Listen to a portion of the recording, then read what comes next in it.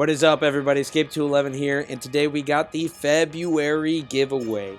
Alright, this one just going to be like past ones. We'll have 10 people who will win 1,000 acoins each, and step 1 will be to subscribe to the channel. Step 2 is to comment on this video with your in-game ID and your in-game name. Make sure you get that ID correct. And then entries will be due by this Friday, 10 p.m. Eastern Standard Time. We'll pick the winners on Saturday. All right, now this is a match I had earlier of I was actually on Sanji's stream, and I was doing some achievement hanger stuff and using Seeker for part of the Seeker event, and we ended up hitting a group of 5 people. So this is one of the first times I actually used it in a full 5v5, which was a lot of fun. But you know, I just wanted to use it as footage and kind of talk about the Seeker, because I've gone a little bit back and forth as to where I think this sits. You know, some people have said, well, that's a good thing, that means it's balanced. Others say, well, you know, that means that it could be OP. Honestly, I am not sure what to think yet. I think there are instances where it's gonna feel very strong, and there are cases where it's going to feel just okay.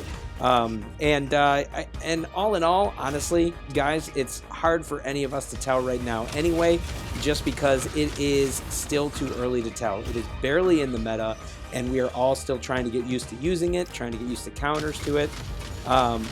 Also, I'll say, I think in a point very soon, someone shoots some jabs at me, and I teleport behind them, and the jabs still hit me, even though they're going opposite direction midair. So it's just very interesting. Oh, right here.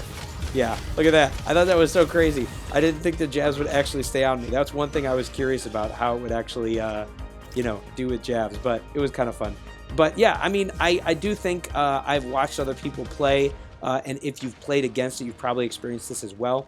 The actual Seeker ability will put on a little targeting on you that you will visually be able to see when you have an enemy Seeker against you. Kind of like how you do with jabs or with Helix, you will see targeting indicators for it. It'll show up as white on your mech, and then I think as he teleports, it changes color. So you do have a bit of a warning, which is not too bad. And I do think certain meta mechs like Surge and Bastion will be able to deal with him pretty well right away. Surge can turn around and stun him. Bastion will have his shield on, which will make his attack pretty ineffective.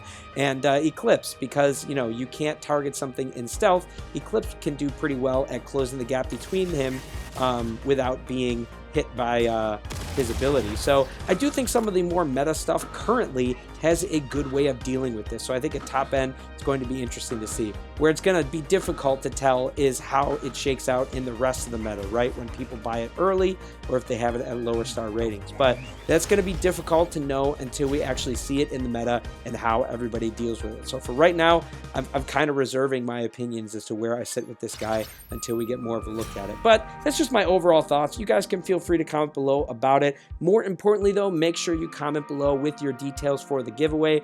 You can leave other comments. I will try to read them. I may not get all to them because there's a lot of comments on these videos, but you know, still love hearing from you guys as always. So yeah, that said, we'll see you out there on the battlefield.